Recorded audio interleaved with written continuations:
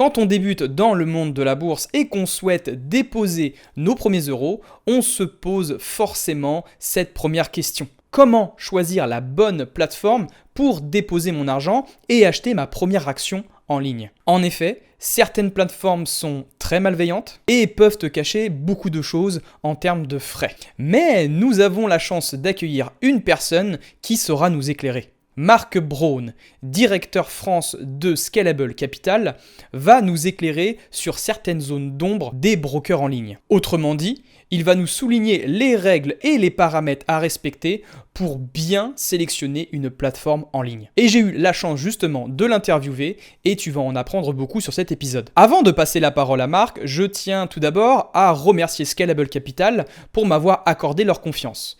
Mais là, tu te demandes, Scalable Capital, c'est quoi ?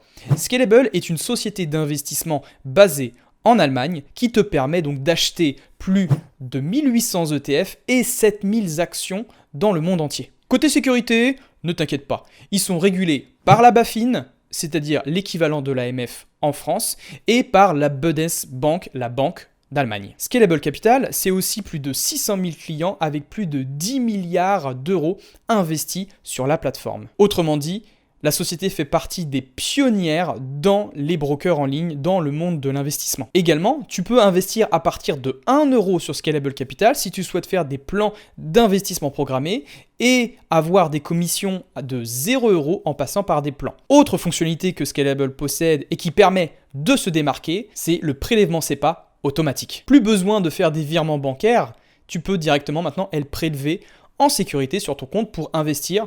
Tu n'as plus donc faire l'effort avec tes doigts pour pouvoir investir. Scalable Capital, c'est aussi des frais ultra compétitifs à partir de 0,99 centimes par ordre. Bref, une plateforme sécurité avec des frais compétitifs, moi personnellement, je dis oui. Bonne nouvelle à l'heure actuelle, si tu veux commencer à investir avec Scalable Capital, tu peux profiter d'une action gratuite en cliquant sur le lien dans la description de cette vidéo YouTube ou si tu m'écoutes sur mon podcast, que ce soit sur Apple Podcast, Spotify, Deezer ou Google Podcast. Bref, je laisse la parole à Marc.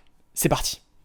Marc Braun, directeur France de Scalable Capital. Nous l'accueillons donc aujourd'hui, comme je vous l'ai dit tout à l'heure. C'est un grand plaisir, Marc, de t'accueillir donc sur MySequoia dans ce premier interview, en tout cas dans ce premier épisode de cette longue série. Et je pense que ce premier épisode est indispensable, en tout cas pour les investisseurs que nous sommes. Pourquoi ? Parce que tu vas nous souligner certaines choses sur comment bien choisir sa plateforme, bien choisir son broker en ligne. Alors quand on parle de broker en ligne, de plateforme en ligne, c'est pour les auditeurs qui nous écoutent, c'est la même chose. C'est une plateforme pour acheter des produits financiers, que ce soit des actions, des ETF.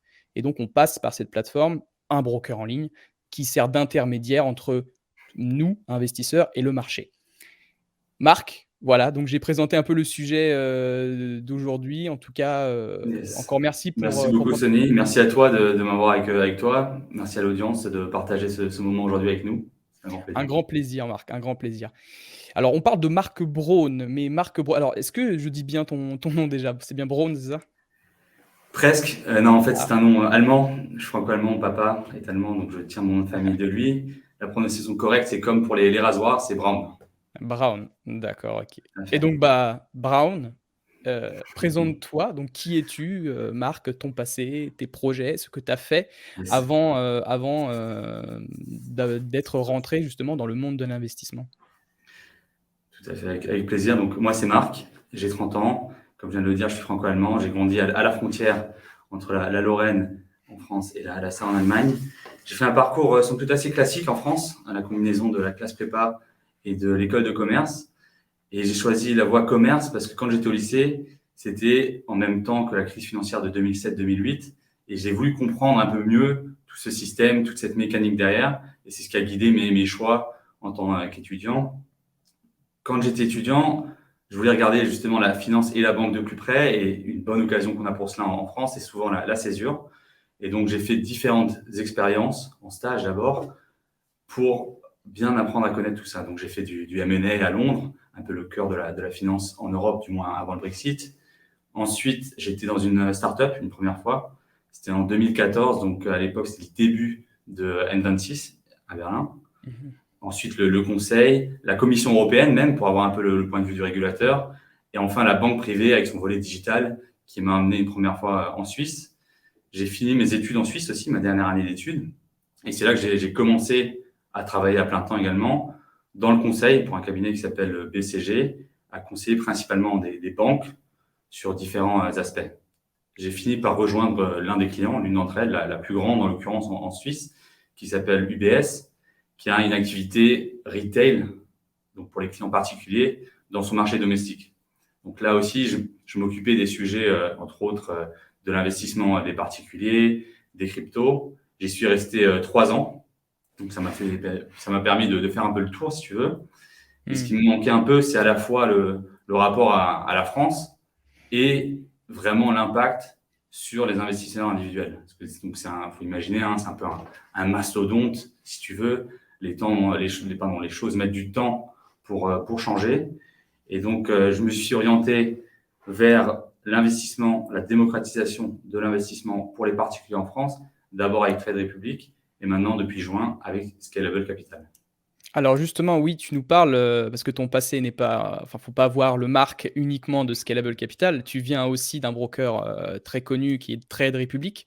Comment, tu en es venu, justement à cette évolution de passage à Trade Republic, vers Scalable Capital? Quel était ce leitmotiv, cette motivation? Qu'est-ce qui t'a fait évoluer en gros? Comment est-ce que tu en es passé par là?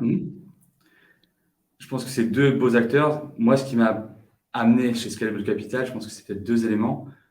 D'une part, le fait qu'elle partage la mission qui est l'investissement à long terme et responsable, je dirais, d'une certaine manière, c'est-à-dire régulier, diversifié, mais aussi l'opportunité pour moi d'aider cette entreprise à s'implanter en France. Donc, d'une part, un challenge personnel aussi, évidemment, mais d'autre part aussi une approche qui va inclure une approche plus large, je dirais.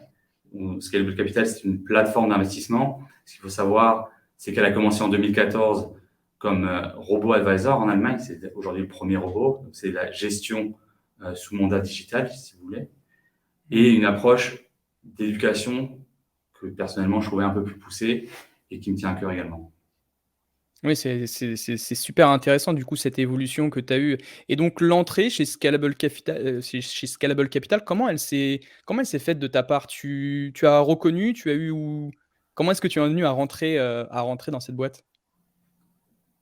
Donc, ce qu'il faut savoir, Scalable est entré en France en mars.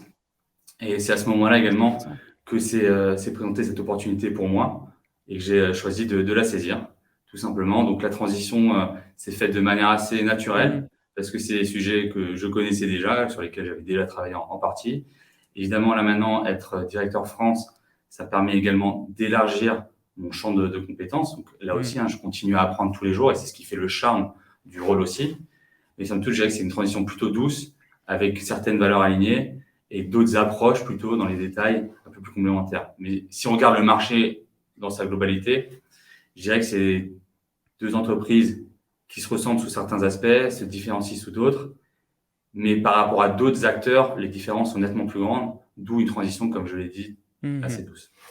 C'est pour ça que d'ailleurs merci d'être encore je remercie encore Marc parce que sachez-le, les auditeurs qui nous écoutent, ce qui va être intéressant par rapport à cet épisode-là, je pense que Marc est super bien placé parce que de par son expérience qu'il a vécue, à travers différents brokers en ligne, donc plateformes en ligne, que ce soit sur Trade Republic ou maintenant Scalable Capital, il va pouvoir donc nous donner un maximum d'informations sur les paramètres indispensables, devrais-je dire, sur qu'est-ce qu'un bon broker en ligne, sur quoi il faut faire attention, etc., etc. Donc justement, Marc, j'aimerais te poser cette question et également, un broker en ligne, alors est-ce que tu peux en dire un peu plus pour les auditeurs qui nous écoutent? C'est quoi? C'est une plateforme en ligne, certes, mais est-ce qu'on peut aller un peu plus en détail? Est-ce que tu peux nous en dire un peu plus pour les débutants en bourse? Oui, bien sûr, avec plaisir. Donc, un broker en ligne, si je divise ça en ses composantes, on a d'une part le broker. Le broker, c'est l'accès au marché boursier, d'une part. On a en ligne, ce qui veut dire que vous pouvez le faire depuis chez vous, votre ordinateur, votre tablette, mais aussi où que vous soyez avec le smartphone qui est dans votre poche. Et là où ça devient puissant, c'est quand on combine les deux. Donc, le broker en ligne pris en entier, il a aussi et surtout une structure de coût nettement plus faible que des établissements plus traditionnels avec des agences physiques, etc. Et cette structure de coût plus faible, elle va se traduire par des coûts nettement plus faibles. Et donc, l'accès, c'est non seulement la mobilité, donc par exemple ici le téléphone portable, le smartphone, mais aussi l'interface que vous avez, à quel point est-ce que c'est simple d'ouvrir un compte, de passer un ordre, de mettre en place un plan d'investissement, par exemple, mais aussi et surtout les coûts. Parce que quand on parle de démocratisation de l'investissement, les coûts sont le facteur majeur, en particulier pour les plus petits montants à investir. Parce que sinon, votre performance est mangée par les frais, et dans ce cas-là, ça ne fait plus sens d'investir. Tout à fait, ça j'entends très bien et c'est vrai que cette, démocratisation, de l'investissement se fait, très largement sur de nombreux brokers. On voit qu'il y a énormément de brokers en ligne qui se développent, qui se dé oui, qui voilà, qui se développent tout simplement et qui s'implantent en France, notamment le cas avec, Scalable Capital et qu'est-ce que tu en penses justement, de cette, démocratisation de l'investissement? Est-ce que tu penses que c'est un danger? Est-ce que, il est nécessaire de bien se former aussi à côté par rapport aux brokers? Parce que qui dit démocratisation, qui dit forcément touche beaucoup plus de gens, de débutants. Qu'est-ce que tu penses, qu'est-ce que tu en penses? J'aimerais connaître ton avis là-dessus. Ouais, c'est une très bonne question. Donc, je dirais, de Ouais. base, c'est une bonne chose, hein, la démocratisation. On va toucher un maximum de personnes. Tu me parles de l'éducation financière en particulier. C'est un enjeu évidemment majeur. Et là, il faut savoir, donc d'une part, s'intéresser à cette formation-là, avoir des attentes peut-être aussi en lien avec des hypothèses réalistes, je dirais. Donc, investir en bourse, on ne le fait pas pour essayer de doubler sa mise à très court terme. On le fait pour s'assurer un complément de revenu ou pour maintenir son niveau de vie face à l'inflation ou à des retraites qui pourraient être plus faibles à long terme. Donc, ce que je veux dire par là, c'est la démocratisation de l'investissement. Elle passe certes d'une part par des acteurs comme Scalable Capital. On a des acteurs plus ou moins vertueux sur la place qui vont essayer de mettre plus en avant des attentes de retour, de rendement rapide. Entre autres, ça se traduit par quand on regarde un peu les applications des concurrents, entre autres, on a les top performers qui, sur un mois, font plus 250%, etc., qui vont créer une sorte de FOMO aussi. Et C'est ça. ça, c'est l'un des biais psychologiques, et on va peut-être revenir un peu plus tard aussi, qui est très dangereux. Donc, je pense que l'éducation est essentielle. Il faut savoir ce qu'on fait. Pour investir, même avant l'investissement, il y a toute la partie budget qui est importante aussi. Donc, quel est l'argent que j'ai disponible pour l'investissement? Quel est l'argent dont je pourrais éventuellement me passer dans les années à venir, hein, si jamais d'abord les cours baissent. Et d'autre part, j'ai parlé donc des brokers comme une partie de l'équation de l'éducation. On a les acteurs publics comme l'AMF, on a la Banque de France avec la semaine de l'éducation financière qui s'est tenue fin mars, par exemple, mais aussi et surtout, de plus en plus, des créateurs de contenu comme toi. Et là aussi, il faut séparer un peu le bon grain de l'ivresse, si tu veux, parce que malheureusement, on a un bon nombre de créateurs de contenu qui ne sont pas sur le même modèle que toi et ta chaîne, et qui vont créer des attentes irréalistes. Et ça, c'est vraiment un fléau, je dirais. Si cette interview te plaît, investisseur, n'hésite pas à laisser un gros pouce bleu en bas de cette vidéo et à t'abonner sur la chaîne de Sequoia si tu veux recevoir plusieurs acteurs du monde de la finance et continuer d'enrichir tes connaissances financières. Investisseur, tu peux reprendre l'interview. À bientôt. C'est vrai que beaucoup de personnes, je pense, recherchent des gains rapides, recherchent et ne croient pas forcément au long terme et ça, c'est un biais psychologique aussi. Enfin, pas un biais, mais je pense que psychologiquement, ça joue beaucoup sur l'envie d'investir. Et justement, on va y venir sur. En tout cas, merci pour toutes ces précisions, Marc, sur l'éducation financière et le fait que certaines plateformes malveillantes, entre guillemets, vont chercher plutôt à attirer le maximum de clients plutôt que leur inculquer une bonne éducation et de bons choix financiers sur le long terme. J'aimerais. Qui souvent d'ailleurs, si je peux me Oui, permettre, vas-y, je les t'en prie. pires élèves, si tu veux, souvent on les reconnaît assez rapidement sur leur site déjà. Donc, Mhm. est-ce que je parle en particulier des acteurs à CFD qui ont l'obligation légale de mentionner la proportion de leurs clients qui perdent de l'argent sur leur plateforme, qui est Mhm. assez effrayante et qui devrait être un frein Mhm. assez clair pour passer à l'action avec eux. Mhm. Merci pour cette précision. Ouais, c'est vrai qu'en effet, il y a d'autres. Je pense qu'ils font ça particulièrement parce que les CFD, on y reviendra, je pense, au cours de Mhm. l'interview, mais c'est la principale source aussi également financière des plateformes en ligne parce que je pense que vous le savez très bien, une plateforme en ligne pour investir, je parle, est tout d'abord une entreprise. Une entreprise doit générer de l'argent pour prospérer, pour vivre. Mhm. Et arrête-moi si je me trompe Marc, mais en gros les CFD permettent de rémunérer alors les CFD c'est quoi? Et comment est-ce qu'elles permettent d'enrichir en fin de compte, une plateforme? Donc les CFD, c'est un raccourci pour Contract for Difference. C'est des produits dérivés avec des Mmh mh. sous-jacents, actions pour la plupart. Mmh. Et qu'est-ce que ça permet de faire? Ça permet de se détacher des marchés régulés que sont les bourses. Votre contrepartie sera la plateforme sur laquelle vous négociez. Et pour certaines d'entre elles, de manière très explicite, dans leur documentation client, vous Mmh. indique que les prix affichés ne sont pas forcément corrélés ou n'ont aucun rapport même avec les prix du sous-jacent. C'est-à-dire qu'eux Mmh. peuvent fixer librement le prix à l'achat, le prix à la vente, et donc par là, entre autres, avoir un spread qui est Mmh. nettement plus large que celui sur les marchés régulés, et c'est de là que vient la rémunération. Voilà, alors justement, on va y revenir, sur tout ce qui est frais. On garde le mot spread, Mhm.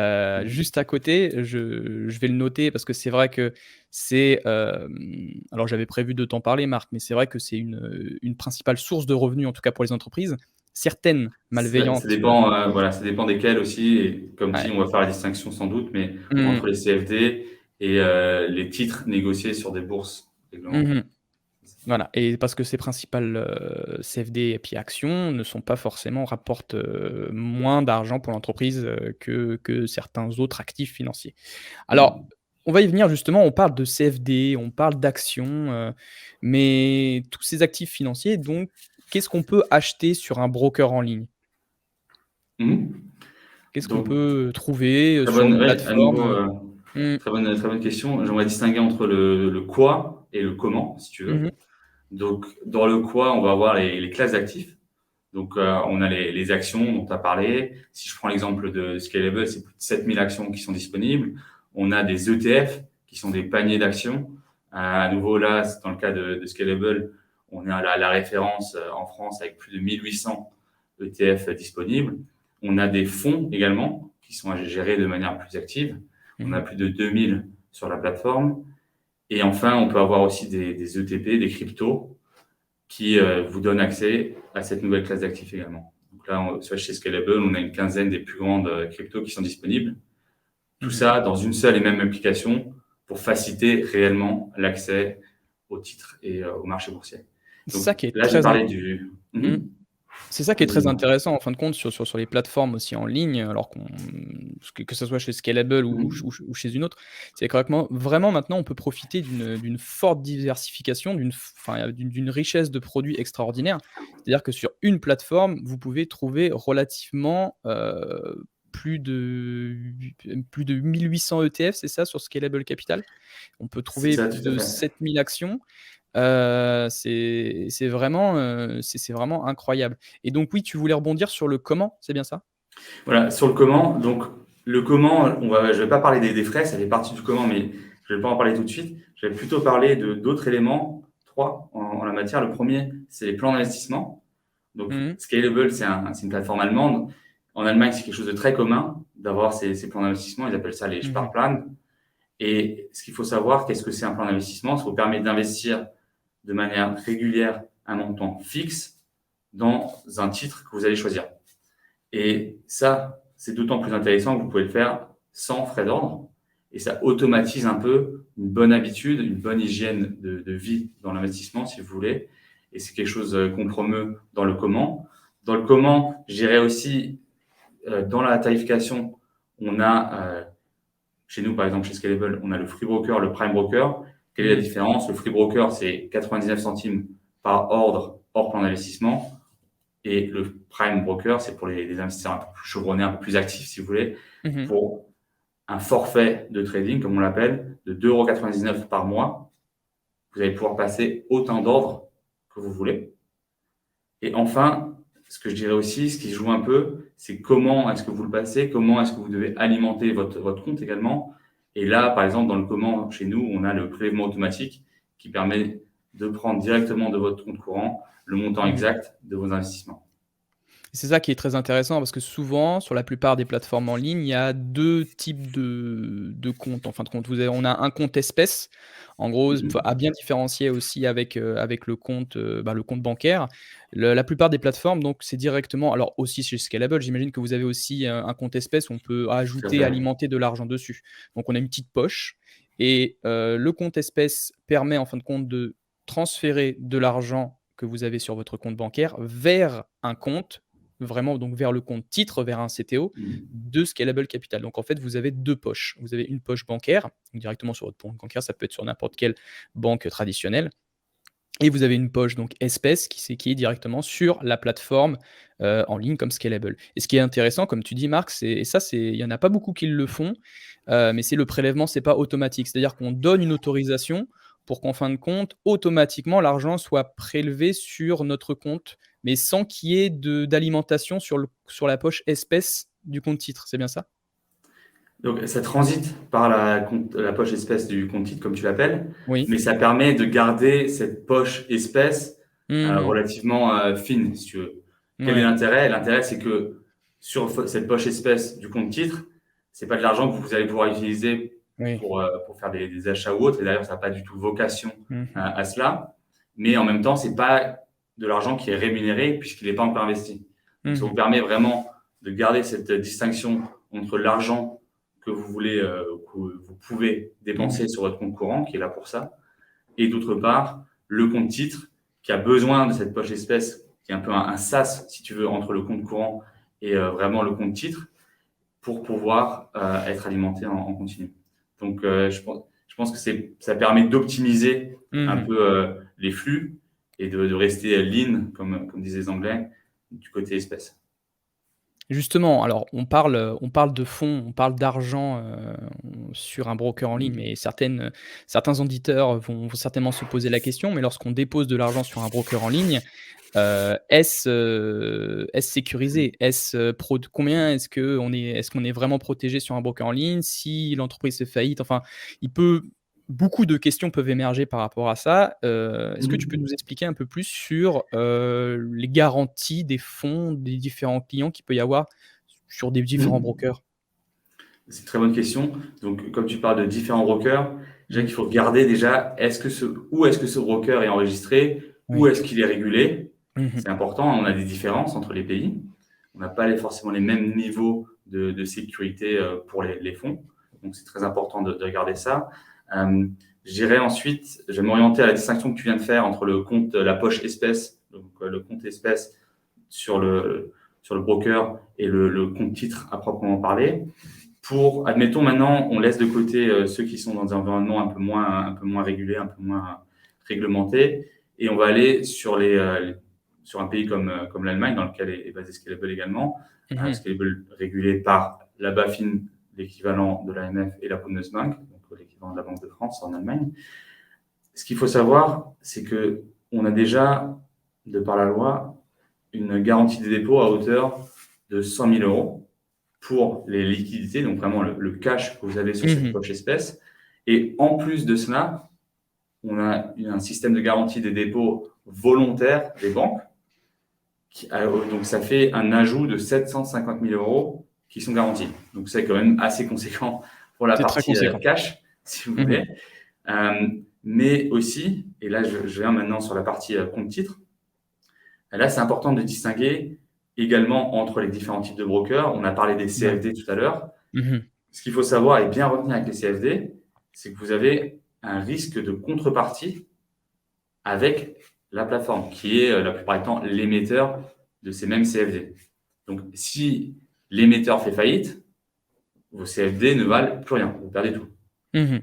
C'est différent quand le broker traite de vrais titres, des titres négociés en bourse, auquel cas vous êtes propriétaire de ces titres. Ils sont déposés chez une banque dite dépositaire, qui porte bien son nom. Et dans ce cas-là, même en cas de faillite de tous les acteurs impliqués, vous restez propriétaire de ces titres et ils vous reviennent. Donc, vous voyez bien la différence entre Très les deux clairement. niveaux. Donc, une sécurité illimitée, je dirais, du côté des titres, et une sécurité de 100 000 plus 750 000, donc un montant très conséquent pour les liquidités. Et cela dit, les liquidités, elles n'ont même pas vocation à atteindre ces niveaux-là parce qu'on a mentionné le prélèvement Ouais. automatique tout à l'heure. Justement, ouais, cette question, je sais qu'elle me revient très souvent sur mon Mhm. compte Instagram. D'ailleurs, si vous n'êtes pas abonné sur mon compte Instagram, les auditeurs, foncez vite vous abonner, c'est Koya, je pense que vous savez, je le mettrai directement en lien dans la description de cet épisode vidéo ou podcast selon la plateforme sur laquelle vous m'écoutez. Et justement, j'aimerais revenir sur, on parle de fonds et on parle alors tout ce qui est plutôt, comment devrais-je dire? Possession d'actions, possession des titres, on y reviendra juste un peu après ou non, on peut y revenir tout de suite d'ailleurs. Comme ça on enchaînera super bien la transition. Alors sur les brokers en ligne, comme tu dis très bien Marc, donc il y a des CFD où on n'est pas réellement détenteur de nos titres, mais il y a maintenant aussi quelque chose qui se démocratise chez les brokers en ligne, c'est les fractions d'actions. Les fractions d'actions, donc pour ceux qui ne savent pas ce que c'est comment vous dire ça? C'est ce qui nous permet, en fin de compte, quand on n'a pas la somme suffisante, par exemple, on prend le cas d'Amazon.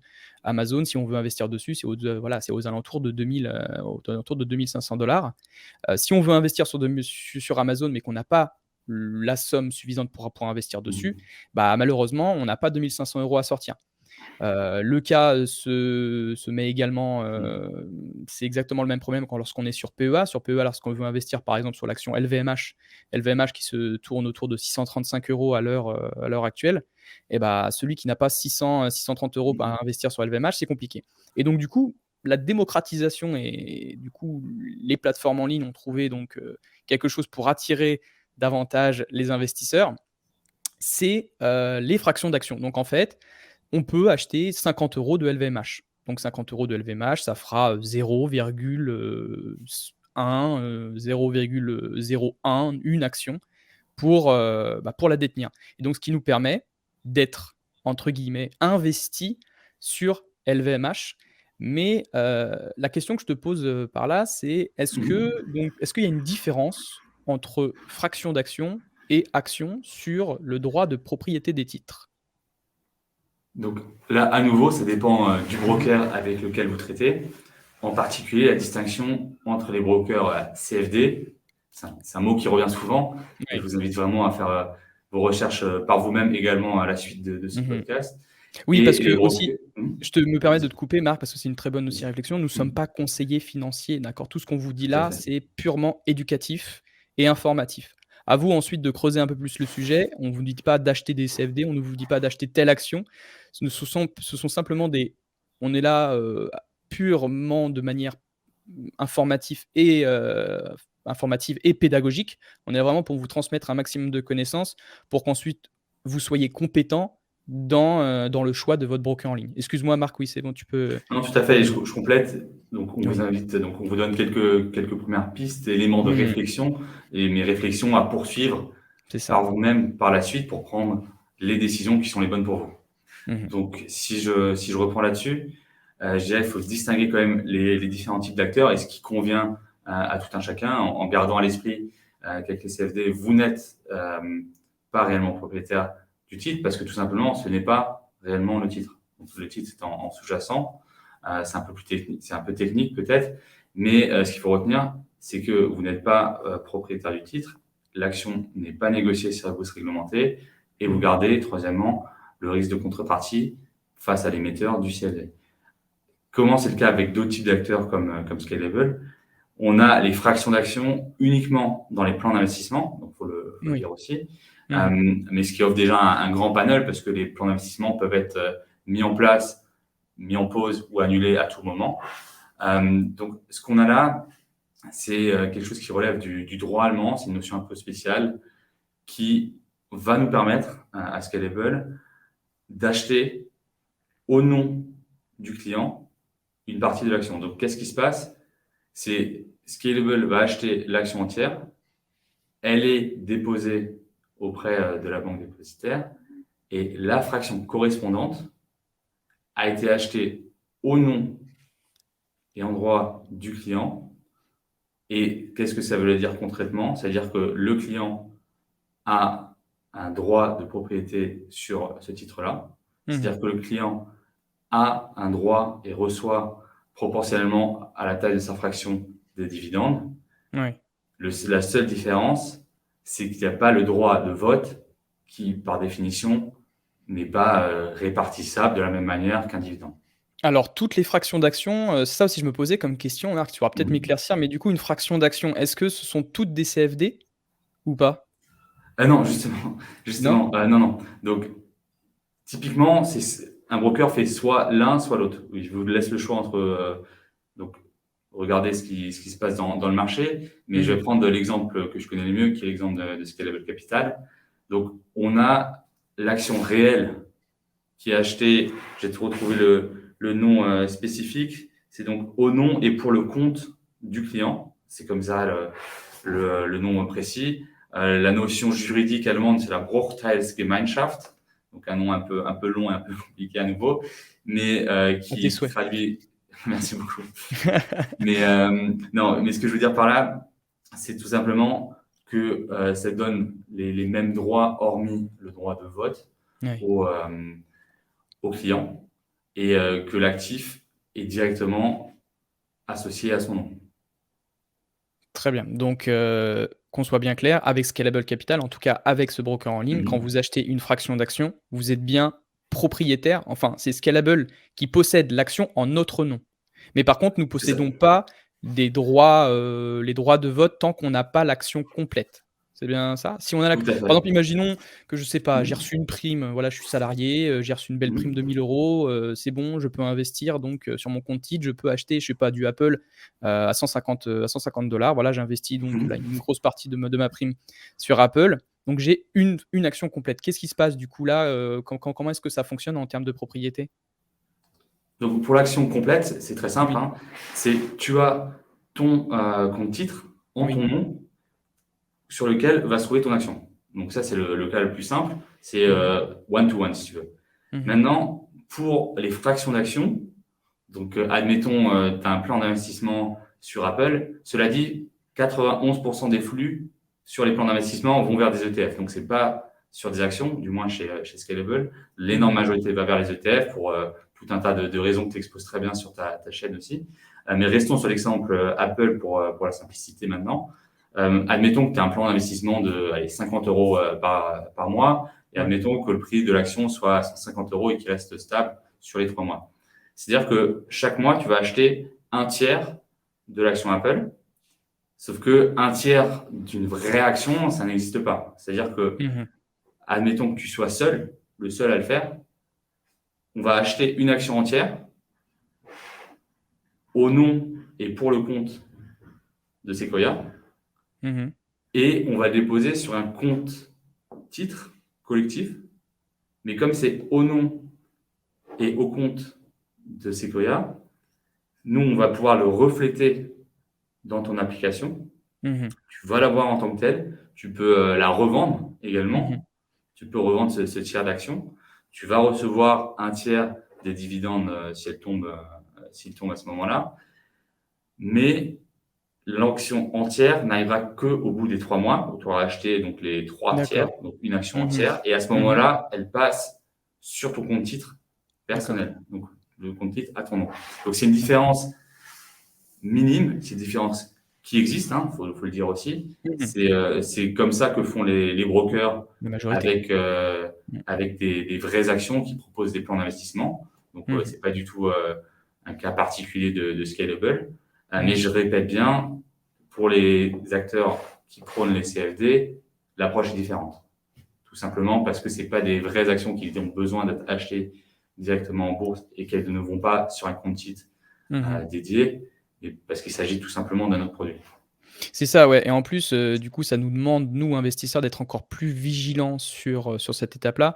Mais j'imagine que, les bons brokers en ligne, je pense que même Scalable Capital le fait, mais c'est bien précisé souvent. Est-ce que nous sommes, bien, propriétaires de nos actions et cetera? Oui, Mhm. la plupart du temps, vous allez dans les Tout à fait. FAQ, je pense dans voilà, tout ce qui est FAQ, normalement, c'est dit, c'est bien explicité, c'est mis sur les lignes, donc c'est très clair Je normalement. dirais les FAQ et ce qui est très intéressant aussi, c'est les documentations clients.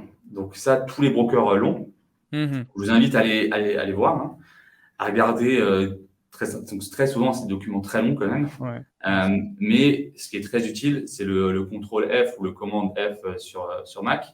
Ouais. Et si tu veux, d'ailleurs, bah, je peux te le montrer à quoi ça ressemble, par exemple, hein. Oui, bah, tiens, je vais t'afficher ça tout de suite. Je peux Hop. l'afficher? Donc j'ai Donc voilà. déjà ouvert, mais hop, si je veux là, Mmh. je vais sur possession. J'ai partagé l'écran, Marc, donc là, Voilà. je pense que tout le monde peut voir. OK, c'est bon. Donc là, on l'a d'abord en anglais, on va passer en français. Voilà, vous voyez 4 résultats. Ça peut être possession, ça peut être propriété, Oui, c'est un peu des mots-clés comme ça, hein. ouais, voilà. Et donc, ce qu'on voit ici, la vie juridique, Scalable Capital ne peut obtenir la possession ou la propriété. Ah, dans ce cas-là, vous voyez, les deux fonctionnent, Mmh. des actifs des clients. Donc je pense Tous qu'on les peut pas actifs être des plus clair. clients, voilà. Donc, comme je l'ai dit tout à l'heure, la banque dépositaire, etc., etc. Donc, on a un paragraphe également sur les fractions d'actions. Si tu veux, je peux le. Attends, on va pouvoir le retrouver Mmh. En tout cas, rapidement. cette fonctionnalité, tu vois, moi, je faisais pas comme ça. Je te laisse chercher, mais c'est vrai, moi, je faisais pas contrôle F, moi, je m'amusais, vous allez pas trouver ça marrant pour ceux qui m'écoutent, mais je cherchais manuellement. C'est-à-dire que je scrollais jusqu'en bas, jusqu'à un moment donné, que mon œil tombe, sur, fraction ou sur possession ou sur, propriété. Alors des fois, on voit pas du tout comme ça. Des fois, il y a certaines plateformes qui l'affichent pas de cette manière-là, qui s'expriment autrement. Alors ça peut être compliqué. Donc pour ceux qui nous Ça peut écoutent, être un peu voilà. plus compliqué. Donc, c'est un peu un pro tip, si vous voulez. Ça, c'est au fil de mes expériences de stagiaire que j'ai appris à apprécier celle-ci en particulier. Ouais, Parce que, vas-y, vas-y. effectivement, c'est assez long, donc faut savoir ce qu'on cherche. Mais là, comme dit, si les questions tournent autour des fractions d'action, souvent, voilà, ici, vous voyez le titre juridique, c'est fractions de titre. Parce que effectivement, ça peut être des fractions d'ETF aussi, hein. On a parlé Mmh d'Apple, mh. mais vous pouvez acheter une fraction d'un ETF également. Comme dit, Mmh. sur notre plateforme, c'est à partir d'1 euro. Le plan d'investissement, il n'y a pas beaucoup de titres qui cotent à 1 euro. Donc, c'est un peu plus général. Mais en tout cas, ce que vous voyez ici, Scalable Capital peut acquérir ou vendre des fractions de titres au nom et pour le compte du client ou de la cliente dans le cadre de sa gestion de patrimoine. Les conditions Mmh. particulières, etc., etc. Donc, OK. ce que ça veut dire, c'est-à-dire que on le fait à votre place parce qu'il faut bien que quelqu'un achète cette Mmh. fraction, pardon, Mmh. cette action entière, et ensuite on fait la répartition. C'est très clair et ça, c'est vraiment quelque chose que vous devez bien vous renseigner aussi pour ceux qui nous écoutent. Au niveau donc de la propriété des titres, faut vraiment donc correctement chercher donc dans les documents qu'on vous a présentés et avec le petit, pro tips que Marc nous a transmis avec contrôle F et vous hop, vous faites une petite recherche à l'intérieur des documents et vous tapez donc des mots clés qui vous semblent pertinents. Sinon, si, la plateforme en ligne est vraiment transparente, la plupart du temps dans la FAQ, ils mettent, vraiment qu'il y a une propriété des titres, voilà, comme le fait beaucoup de plateformes. Alors maintenant, on va changer un peu de sujet, Marc, on va passer maintenant sur tout ce qui est, frais et commissions, parce que c'est l'autre thématique auquel, mes abonnés sont énormément interrogés. Heu, Premièrement, frais et commissions, est-ce que tu peux, nous en dire, davantage sur ça? C'est quoi? Quel type de frais il peut y avoir et les commissions, qu'est-ce que c'est? Donc, déjà, ce que je dirais en premier, ce qu'il faut retenir, c'est quand il y a zéro frais, Mmh. je commencerai à me méfier peut-être un petit peu. C'est-à-dire que, comme on le dit, il y a anguille sous Mmh. roche, il y a un loup quelque part. Mmh. Comme le dit un peu l'adage, quand le produit est gratuit, c'est toi le produit. Mmh. Donc, l'argent, c'est des entreprises, hein, on est une entreprise, on fonctionne tous, évidemment, Bien au sûr. profit, mais il y a Mmh. différentes manières d'atteindre ce profit, il y a différents degrés de transparence également pour atteindre ces profits. Et donc, déjà, qu'est-ce que c'est un frais? Le frais, c'est ce qui va couvrir les coûts afférents aux opérations que vous voulez faire sur le broker. Et ici, c'est quoi ce genre de coût? C'est simplement l'accès à la bourse et le fait de passer un ordre. Donc tout ça, ça a un Mmh. coût. Si ce n'est pas tarifié, c'est qu'il y a un problème quelque part parce que personne Mmh. ne va opérer pleinement à perte. Ils vont faire leur argent ailleurs d'une autre manière et souvent Mmh. c'est au détriment du client, c'est-à-dire de l'investisseur. Donc ça, c'est ce que représente le frais. Le frais, pourquoi c'est important? Parce que c'est un élément essentiel dans l'équation de rendement. En particulier, d'autant plus pour les ordres plus petits, je dirais, parce que dans ce cas, les frais peuvent vraiment greffer fortement la performance au point de Mmh. rendre certaines opérations même non rentables. C'est Donc, c'est mmh. Tout à fait, ouais, et ça, je pense qu'il faut vraiment parce il y a beaucoup aussi de personnes qui continuent d'investir. Alors je ne dénigre pas les banques traditionnelles, même si certaines possèdent des frais vraiment énormes, énormes. Et donc c'est là qu'aussi, j'imagine que les brokers en ligne se positionnent vraiment en tant que leader parce qu'il faut savoir que donc enfin je sais pas où tu te positionnes Marc par rapport à ça, mais pour moi les banques traditionnelles possèdent énormément de frais, en termes de frais, droits de garde, enfin il y a énormément de frais, même frais de sortie, frais d'entrée.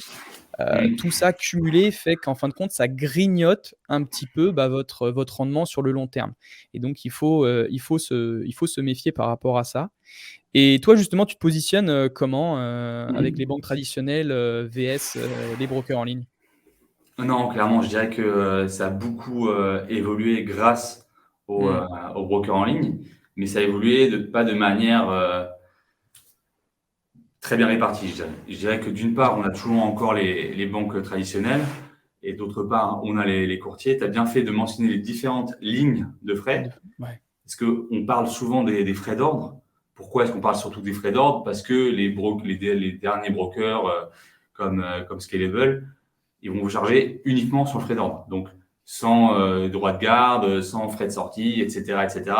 Mais c'est pas du tout quelque chose qui est comme ça partout, je dirais. Donc, faut pas oublier de quand même regarder ces types de frais parce qu'ils peuvent exister. Mais je pense que mieux que moi-même, il vaut mieux se tourner vers la référence dans le marché, qui est l'AMF, tout simplement, l'autorité des marchés financiers, qui regarde justement les frais que vous demandent les banques traditionnelles versus les courtiers. Je ferai un tout petit encart sur le positionnement de Scalable, mais je pense que ça peut être assez intéressant à nouveau dans cette idée de donner des pistes de réflexion, Mmh. des ressources quelque part aussi, de jeter un coup d'œil à ce que dit l'AMF là-dessus. Si tu veux, j'ai quelque chose à l'écran à nouveau. Donc là, on voit c'est de l'année dernière de l'AMF. Je pense que c'est le dernier en date, ça donne une bonne indication et on va voir quelques éléments intéressants ici. Donc, vous voyez à l'écran les frais d'un portefeuille en action avec l'hypothèse qu'on va passer un ordre de 5 000 euros par exemple et un certain nombre de lignes. Les lignes, c'est quoi? C'est pour chaque titre, en fait, vous allez Mmh. avoir une ligne dans votre portefeuille. Donc, dans votre application, c'est ce que ça dit, hein. Donc, les lignes, vous allez avoir Mmh. 2 actions, 3 ETF, ça fait 5 lignes, par exemple. Et donc, pour une somme totale de 10 000 euros, ces 5 lignes-là. Et ici, ce que vous allez voir, c'est donc ces deux types de frais qui sont souvent les types de frais principaux. Je dirais qu'il y a plusieurs choses qui sont intéressantes à regarder.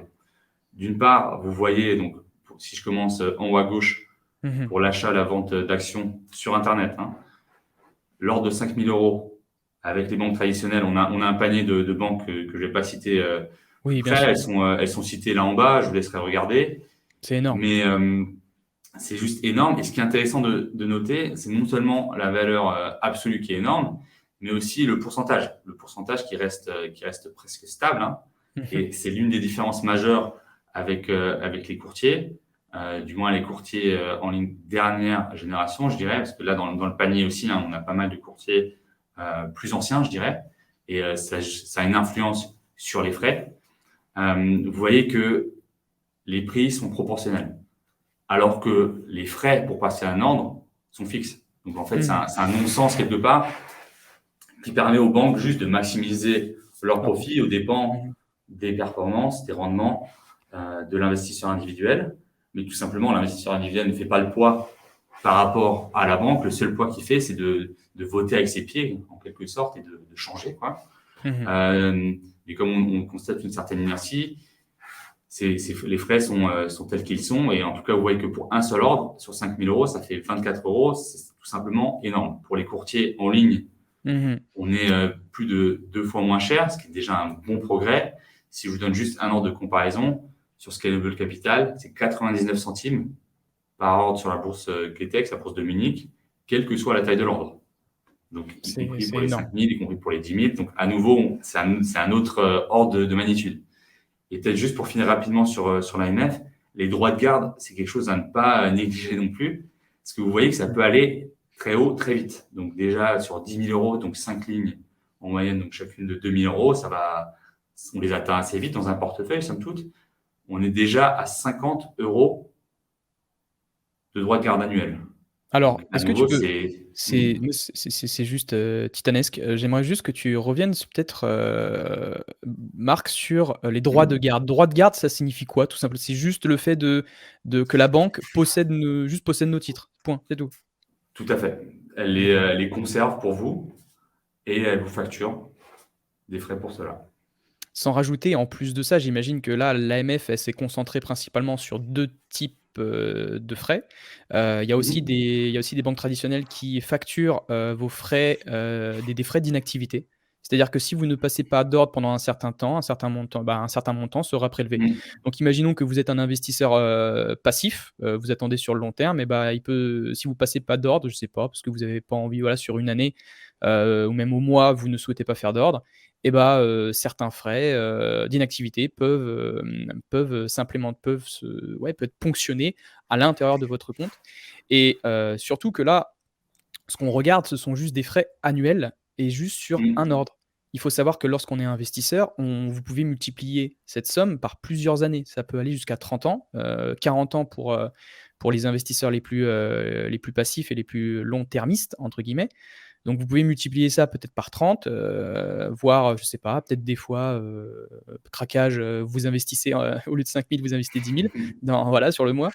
Heu, Tout ça se rajoute et se multiplie, donc ça peut faire énormément, donc ça bouffe votre rentabilité en fin de compte sur le long terme. Et c'est, en tout cas Marc, merci pour ce petit document, tu vois? Tout à fait. Je l'avais jamais vu.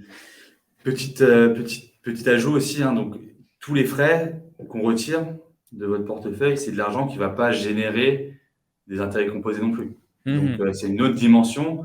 Tu parlais de 20, 30, 40 ans. Hein, quand on commence à investir à 25 ans, c'est pas irréaliste de faire 40 ans, hein, de 25 à Oui. 65 par exemple, Mmh. jusqu'à la retraite, ou même au-delà, hein, parce que vous n'allez pas forcément tout retirer d'un coup le premier jour de la retraite. Je ne vous l'espère pas, du moins. Et donc, ça fait une différence énorme dans le temps. Et il faut bien le garder à l'esprit. Mmh. Et c'est super important, quoi. Oui, surtout qu'en plus là on parle, nous en tant qu'investisseurs passifs, on investit une seule fois, Mm. par mois, mais imaginons que je sais pas, il y a des traders peut-être parmi nous, qui sont sur des banques traditionnelles, mais qui se prennent voilà, qui ne savent pas, qui ne sont pas au courant de ces frais-là, soit sur les frais sur les frais tout simplement, bah, d'ordre qui sont tout simplement énormes. Mais Bah, en typiquement, tout cas les traders les plus oui, vas-y Marc. actifs sont ceux qui sont quand même les mieux informés, du moins on l'espère, on ose Oui, l'espérer. oui. Et là, je vous ai parlé de la comparaison des 90 centimes par titre en ordre ponctuel, hein, donc hors plan Mmh. d'investissement qui sont gratuits chez Scalable par exemple.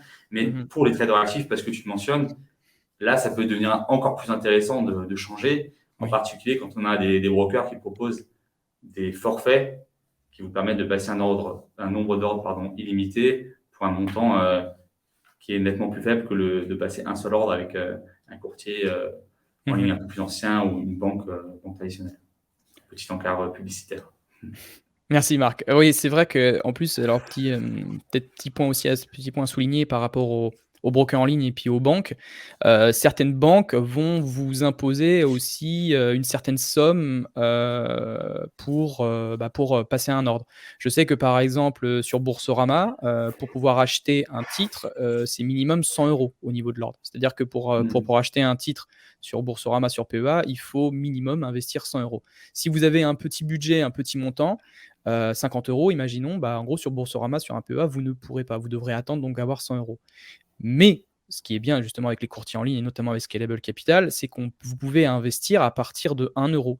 10 euros, 20 euros. Si vous voulez faire voilà, des plans d'investissement programmés avec 10 euros, voilà, simple. Si vous êtes étudiant et que vous avez envie de mettre, voilà, de commencer avec des tout petites sommes, juste pour vous former, juste pour commencer, poser votre premier pas sur le monde de la bourse, et bah, vous pouvez facilement avec juste 1 euro. Et justement, on va y revenir. On va parler maintenant de ces investissements à partir de 1 euro et sur la régularité de l'investissement et Mhm. sur les plans d'investissement programmés liés à la méthode DCA. Est-ce que tu peux nous en dire un peu plus justement sur les plans d'investissement programmés? Je fais un petit spoiler, bah, les plans d'investissement programmés, te coûtent pour vous 0 € de frais, 0 € de commission, c'est bien ça? C'est tout à fait ça. Donc Mmh. là, c'est un élément à prendre en compte qui est spécifique à Scalable, hein, c'est Mmh. les 0 € de frais. C'est pas forcément le cas pour tous les acteurs. Mais plus généralement, le DCA, déjà, qu'est-ce que ça veut dire? DCA, ça vient de l'anglais, c'est le Dollar Cost Averaging. Et ça vous permet d'investir de manière passive, je dirais passive au sens où qu'est-ce que vous faites? Vous prenez au départ une décision, vous choisissez un actif qui, lui, n'est pas forcément passif. Ça peut être une action, un ETF, ça peut être des fonds aussi qui peuvent être gérés de manière active, par exemple, Mmh. mais ça peut être aussi des cryptos avec Scalable aussi. Mais ça vous permet de poser cette action, de l'inscrire dans le temps, d'en faire en quelque sorte une bonne habitude. Et c'est quelque chose que vous ne risquerez pas d'oublier tout simplement parce que c'est automatique. Vous n'oublierez pas de l'exécuter et vous aurez également l'argent disponible parce que ça va être tiré directement depuis votre compte courant. Donc ça, c'est une première chose. La passivité qui fait que ça s'inscrit comme une bonne habitude, c'est quelque chose que vous n'allez pas oublier et ça vous accompagne sur votre cheminement d'investisseur, si tu veux. Mmh. Deuxièmement, le A dans DCA, c'est averaging. On peut traduire ça par une moyenne ou un lissage. En fait, c'est le lissage des coûts d'entrée Mmh. qui fait que vous n'avez plus forcément à vous poser la question quand est-ce que c'est le bon moment pour investir en bourse. Mmh. Parce qu'en quelque sorte, vous pouvez investir régulièrement, vous pouvez investir souvent, donc tous les mois, tous les 2 mois, tous les 3 mois, tous les 6 mois, tous les ans. On va ajouter d'ailleurs aussi d'autres intervalles, donc toutes les 2 semaines par exemple, si vous voulez. Ça vous permet de rentrer dans le marché à de nombreux moments, Mmh. de rentrer toujours avec le même montant. Ça peut être 1 euro, hein, ça commence à 1 euro, ça peut être 10, 20, 50, 100, ce que vous voulez. C'est vous qui le définissez. C'est flexible aussi, parce que vous pouvez changer ce montant. Et qu'est-ce que ça permet de faire, le lissage? Le lissage, ça vous donne le meilleur prix moyen sur la période. Et en particulier, l'hypothèse étant que les marchés boursiers à long terme montent, ça vous permet de profiter de cette hausse généralisée, tout en, à court terme, profiter des petites baisses en achetant un peu plus pour le même montant que vous Mmh. investissez, etc. Donc ça, c'est le lissage. Et enfin, ce que je dirais, un troisième aspect, hein, donc les 3 aspects que je vois au-delà des frais euh, sur la plateforme Scalable, c'est tout simplement le fait d'éviter des biais psychologiques. C'est un peu un point qui rejoint le premier avec la bonne habitude. La bonne habitude, surtout quand tout va bien, c'est plus éviter un oubli. Là, ce que je veux dire, le biais psychologique, c'est plus éviter de prendre des mauvaises décisions. Parce que, par exemple, les marchés vont baisser. Ça va peut-être vous empêcher, sinon, de continuer à investir. Ça va peut-être vous pousser à tout retirer. Le fait d'avoir mis en place un plan d'investissement qui bénéficie du DCA, Mmh. ça vous permet, si je caricature un petit peu, de fermer le téléphone portable sur les 10, 20, 30 prochaines années et tout simplement être réellement Mmh. passif et laisser votre argent travailler pour vous sans que vous ayez à vous en soucier. Et quand je dis soucier, c'est à la fois l'effort, grand effort physique de tapoter avec vos doigts sur un écran de smartphone, mais aussi et surtout peut-être effort psychologique Mmh. de résister à certaines peurs, craintes ou au contraire, euphorie trop grande aussi. Mmh. Et C'est donc, ça, je pense. l'euphorie trop grande, c'est voilà, ça va dans les deux sens. Hein. C'est de se Mmh. dire, ah, j'ai fait 30% en 6 mois, par exemple. Hein. je vends tout maintenant. Alors que peut-être, vous allez continuer à croître nettement plus encore sur le long terme. La méthode DCA permet vraiment de se détacher aussi de nos émotions, comme tu le dis Mhm. très bien d'un point de vue psychologique et donc ne pas se soucier en fin de compte de: «Ah bah non, peut-être là, ce mois-ci, je vais peut-être pas investir parce que, j'ai entendu que, cette action allait pas être bien, du coup, je me détache plutôt de cet ETF là. Non, je vais plutôt revendre à ce moment-là, acheter à ce moment-là». Et c'est vrai qu'il y a eu des études, alors pas des études, mais il y a des schémas qui le montrent que la Mhm. méthode DCA sur le long terme est beaucoup plus, performante en soi. Par exemple, je peux vous transmettre, là, je vais partager avec mon écran, Mhm. justement une image qui peut être intéressante. Bon, bah, écoute, je ne parviens pas à faire le partage d'écran, mais c'est pas grave. Mais en gros, c'est vraiment que cette méthode DCA sur le long terme permet vraiment de lisser nos entrées, que ça soit un point bas ou un point haut. Ça permet de moyenner notre prix de revient unitaire, c'est-à-dire que donc le prix à laquelle on a acheté cette action ou cet ETF-là et donc ça permet donc de faire croître notre patrimoine sans forcément être soucieux, du prix d'entrée tout simplement Et ce que c'est j'aimerais vrai que souligner à ce moment-là aussi, c'est oui. en fait, donc c'est les schémas, les études que tu mentionnes, il y a un présupposé assez fort quand même qui veut dire que des deux côtés, on passe à l'action. Et hors DCA, on peut parfois sauter un certain moment, un certain intervalle de temps, parce qu'on pour tout un tas de raisons différentes, souvent liées un peu à la psychologie aussi. Mmh. Et le DCA, ça vous permet de poser une fois la décision de passer littéralement à l'action et de la maintenir dans le temps. Parce qu'il Mmh. faut à nouveau une décision consciente de mettre en pause ou d'arrêter, ce qui est possible à tout moment, certes, Mmh. mais vous devez à nouveau poser un choix délibéré. Alors que sinon, quand vous achetez ponctuellement, à chaque fois, vous allez devoir poser ce choix délibéré. Mmh. Et ça peut parfois paraître plus simple que ça ne l'est, Mmh. ou du moins, un conseil qu'on peut donner sans être un conseil en investissement, plus un conseil de comportement, c'est essayer de se détacher Bien sûr. des émotions, de ces investissements directement, pour laisser les investissements réellement travailler, leur donner cette opportunité, parce que, in fine, ce que je veux dire, c'est que le plus grand danger ne serait pas de simplement ne rien Agir. faire du tout C'est vrai et que de laisser son argent dormir à la place. Et donc, le DCA, ça vous permet de contrecarrer ça dans une certaine mmh. mesure et de bien régulièrement mettre en place vos investissements. Et c'est pour ça que le portefeuille, des personnes mortes, surperforme, la moyenne. C'est-à-dire qu'il ne s'est pas touché, c'est rien ne se passe et Ouais. ça performe. Alors justement là, j'ai retrouvé ma photo, alléluia, sur le lump sum. Alors le lump, je sais pas si je le dis bien avec mon accent anglais, merveilleux. Lump sum, Nickel. en gros, qu'est-ce que ça veut dire? C'est que en gros, vous investissez 8 000 € d'un coup cash, boum, tout de suite, sur, voilà, 10 € par exemple ou 10 sur une action. Contrairement au graphique avec les flèches orange, le côté bas, on est sur du DCA. Et en fin de compte, on constate que, le rendement est beaucoup plus intéressant sur une moyenne. Donc là, on est sur janvier, février, mars, avril. Alors c'est juste un schéma explicatif, hein, c'est pas une des données officielles faites par, quelconque, banque d'investissement. Non, mais c'est pour vous montrer que tout simplement, voilà comment ça peut fonctionner avec un plan d'investissement programmé sur Scalable Capital. Vous programmez, voilà, je sais pas, le janvier, le 1er janvier du mois. Vous recevez votre salaire, je sais pas, allez, vous recevez votre salaire le 2 janvier, vous pouvez programmer, votre plan d'investissement sur le 5 janvier.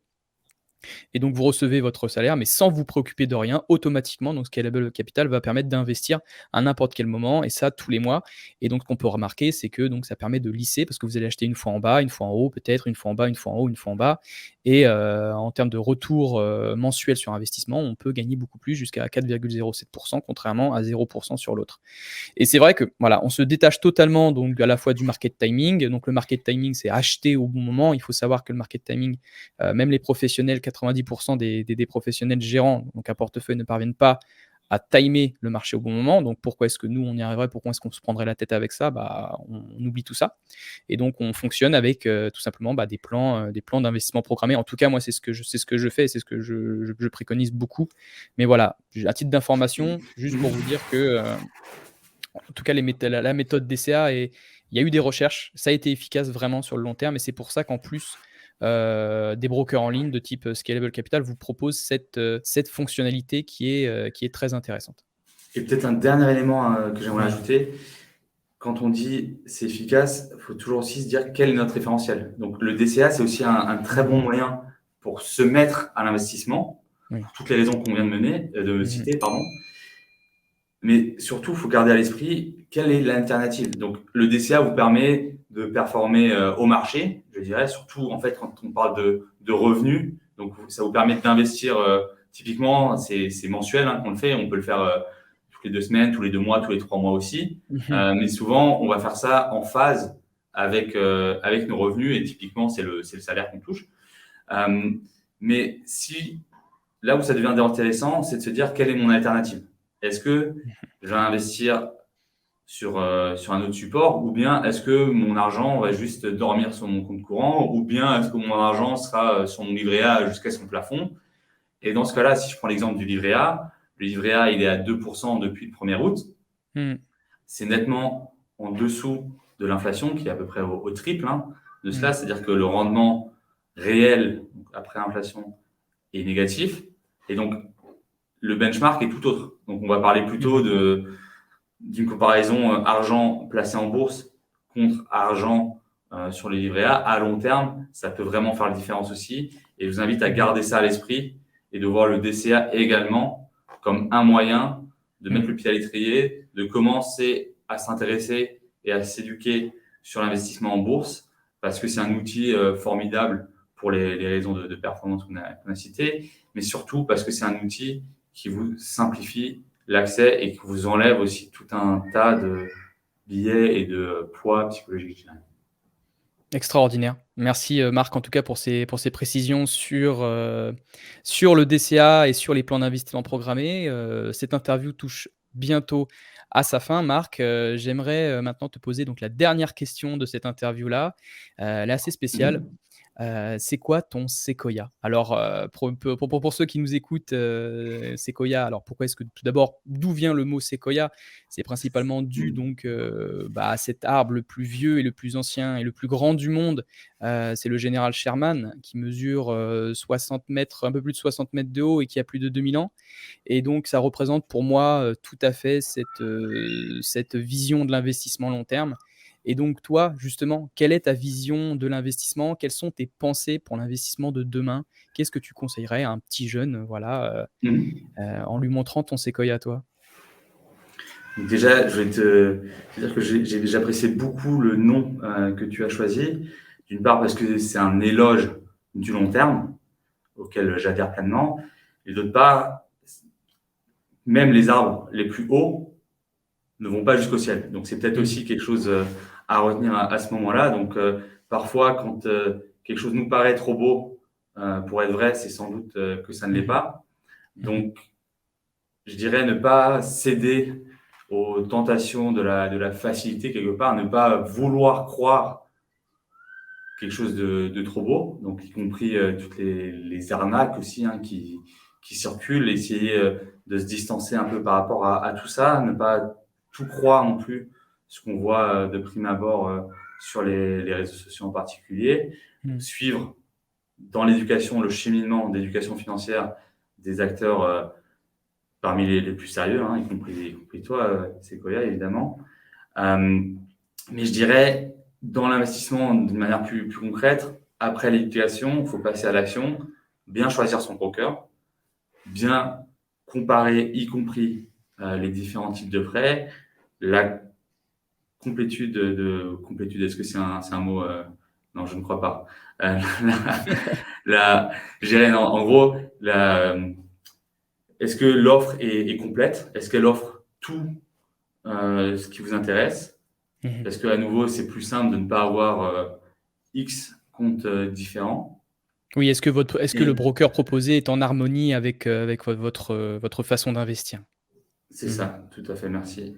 Et enfin, je dirais, quand on parle du long terme, l'arme de création de patrimoine massif que nous avons à notre disposition, je pense que c'est les ETF. Donc, j'encourage tout un chacun qui nous écoute aujourd'hui à nouveau de continuer à se renseigner sur ce que sont les ETF, leurs bienfaits. Il y a une très belle plateforme pour ça qui s'appelle justetf.com. peut-être que tu pourras le partager par la Oui, suite. C'est une bonne ressource aussi.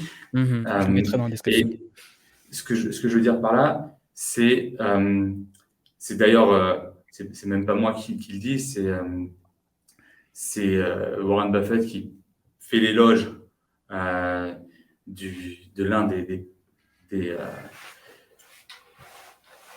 des chantres des ETF avec le nom m'échappe évidemment. John Bogle. Je parle. John Bogle, tout à fait. Cette fameuse vidéo lors de la conférence annuelle de Berkshire Hathaway, où il dit que c'est des milliards et des milliards de dollars qu'il a économisé pour les investisseurs américains, et avec les intérêts proposés sur les années à venir, ce sera des dizaines de milliards. Et donc, ce que je veux dire par là, c'est parfois, ou souvent même, sur le long terme, c'est peut-être un peu moins sexy que la dernière crypto-tendance. C'est un avis personnel, ça.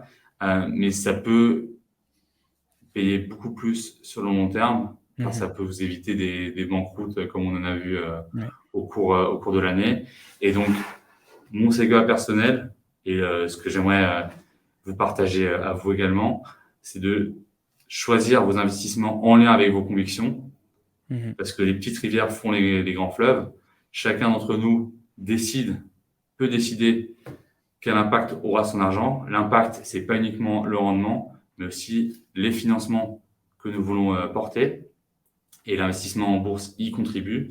Et donc, à partir de là, choisissez d'abord quelle est l'entreprise, quelles sont les entreprises, les secteurs que vous voulez soutenir, dans lesquels vous voulez investir. Quel est le broker qui va vous permettre de le faire au mieux, c'est-à-dire avec le meilleur produit et aussi les meilleurs frais. Et enfin, quelle est la routine qui va vous permettre de perdurer. C'est un joli mot quelque part, parce que c'est vraiment la durée qui importe sur les investissements. Là aussi, il y a tout un tas de simulations qui montrent la différence de performance entre un investissement qui débute à 20 ans versus 30 ans, ou 40 ans même. Et donc, pour ça, à nouveau, dans le choix du broker, essayez de privilégier ceux qui font des plans d'investissement qui vous permettent de vous accompagner au mieux, au moindre frais. Tout à fait. J'aimerais rebondir aussi sur une phrase de John Bogle qui était très, très vraie, très vraie et très intéressante. C'est que la bourse, sur le court terme, est un casino sur le court terme. Et sur le long terme, c'est une véritable machine à cash. Donc, c'est John Bogle qui le dit. Donc, John Bogle, c'est le fondateur de The Vanguard. C'est l'un des plus grosses sociétés d'investissement. Donc, il propose aussi des produits comme les ETF. Et donc, cette phrase résonne encore dans ma tête et j'y crois encore très, très fortement. En tout cas, c'était une très belle. Merci pour tes précisions de la fin, Marc. Et je tenais encore et encore à te remercier pour ta présence et d'avoir accepté cette interview. Merci de m'avoir invité. Il n'y a pas de quoi. Voilà. En tout cas, je pense que les auditeurs sont maintenant bien carrés sur comment choisir sa plateforme en ligne. En tout cas, si vous voulez vous inscrire sur Scalable Capital, vous avez directement mon lien qui se trouve directement dans la description. Comme ça, vous pouvez donc essayer. En ce moment même, là, vous avez donc une action gratuite avec Scalable Capital. Donc, si vous avez envie d'essayer, commencer à créer des plans d'investissement programmés pour faire fructifier et créer un patrimoine titanesque, vous pouvez dès lors commencer. Marc, encore merci, et c'est la fin de cette interview. Merci à tous ceux qui nous ont écoutés. Merci Sonny, merci à la communauté. Mais il n'y a pas de quoi. N'hésitez pas à partager les retours également. Toute question, on est là pour ça également. Voilà, donc n'hésitez pas aussi à poser vos questions, vos retours directement en commentaire sous YouTube. Avec Marc, on pourrait répondre, je répondrai personnellement. Ou alors directement, si vous avez des questions un peu plus personnelles, vous pouvez directement aller sur Instagram. Marc, je te souhaite une très bonne journée ou une très bonne soirée. Merci beaucoup à toi. Et on se retrouve très bientôt. À bientôt, merci. C'est la fin de cette interview investisseur. J'espère que ce concept de MySequoia te plaît. Je tenais encore une fois à remercier Marc et Scalable Capital de m'avoir accordé leur temps pour pouvoir créer cette interview. Investisseur, si l'épisode t'a plu, lâche 2 gros pouces bleus juste en bas pour faire grossir le Sequoia et en même temps cliquez sur le petit onglet rouge s'abonner pour pouvoir suivre d'autres interviews ou d'autres contenus éducatifs de Sequoia. Également, tu peux me rejoindre sur Instagram directement. Tous les liens sont disponibles dans la description. Et si tu veux te former à travers un écosystème complet pour générer de l'argent à partir de ton épargne grâce à la bourse, c'est directement sur sequoia.com. Investisseur, je te souhaite une très bonne journée ou une très bonne soirée selon l'heure à laquelle tu m'écoutes et on se retrouve de l'autre côté. Que la croissance et le rendement soient avec toi.